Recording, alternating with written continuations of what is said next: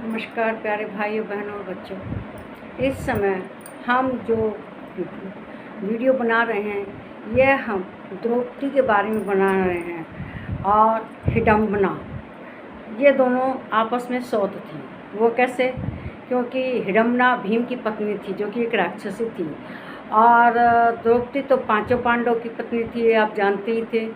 तो उन दोनों के अंदर एक ईर्ष्या होना, द्वेष होना ये स्वाभाविक है क्योंकि वे दोनों सौत थी। तो जो कभी इन दोनों का आपस में आमना सामना हुआ तो इससे वे दोनों ईर्ष्या भाव से थी। ईर्ष्या के भाव में उन दोनों में क्रोध आया, आपस में कुछ कहा सुनी हुई। तो हिडम्बना ने द्रौपदी के पुत्रों को श्राप दिया कि वे बिना युद्ध के ही मारे जाएंगे। और उसने जो द्रौपदी थी उसने भी श्राप दिया कि उनका पुत्र घटोत्कच भी बिना युद्ध के पूरा अपने मन से युद्ध नहीं कर पाएगा और बीच में उसकी मृत्यु हो जाएगी। तो ये दोनों के श्राप दोनों के पुत्रों पर पड़े, क्योंकि जब पांडव के पांचों पुत्र जो थे, पांचों पांडव के, उसमें एक भीम का था, एक नकुल का, एक सहदेव का, एक जो अर्जुन का और एक युधिष्ठिर का। ये पांचों थे, पांचों के एक एक पुत्र थे द्रौपदी से। तो वे पांचों सो रहे थे। तो जब कुरुक्षेत्र का जो युद्ध था महाभारत का, वो अंतिम पड़ाव पे था, तो अश्वत्थामा ने उन पांचों पुत्रों को सोते में ही मार दिया था। उन्हें युद्ध करने का मौका नहीं मिला। और इसी तरह से जो घटोत्कच था वह जब युद्ध के मैदान में आया तो उसके ऊपर जो कर्ण था उसने शक्तिबाण का प्रहार किया, जिससे कि वो मन भर के युद्ध नहीं कर पाया।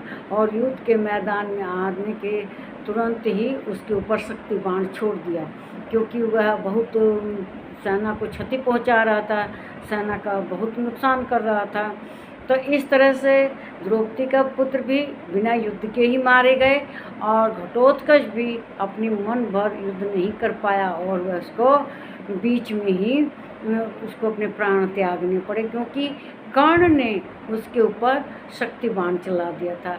और वह पहले उसने वह शक्तिबाण रख रखा था अर्जुन के लिए, अर्जुन के ऊपर छोड़ने के लिए, लेकिन उसको मौका नहीं मिल पाया। दुर्योधन ने ज़बरदस्ती घटोत्कच के ऊपर छुड़वा दिया, जबकि उसने उसको रखा था अर्जुन के लिए। तो घटोत्कच तो मारा गया और वह पूरा युद्ध भी नहीं कर पाया जितना वह चाहता था। वह तो चाहता तो पूरी सेना को ख़त्म कर देता था, लेकिन बीच में ही दुर्योधन ने उसके ऊपर शक्तिबाण छुड़वा दिया। और इसी तरह से जो कुंती के उसके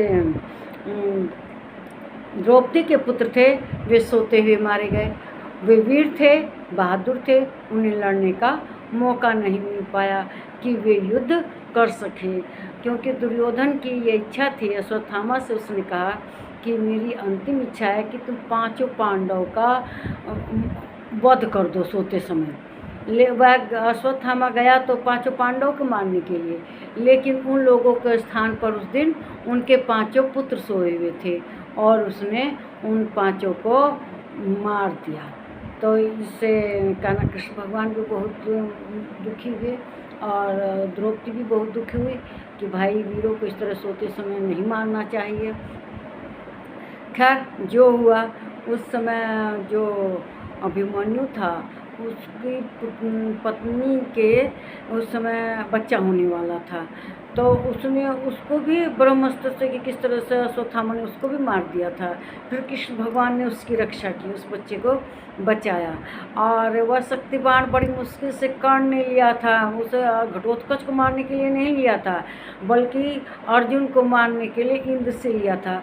जब इंद्र उसके पास आए थे उसका कवच कुंडल मांगने और ब्राह्मण का वेश धारण करके आए थे, तो कर्ण का ये नियम था कि नित्य नहाकर सूर्य भगवान को अर्घ्य देकर और जो भी उसके सामने याचक आता था उसकी इच्छा जरूर पूरा करता था।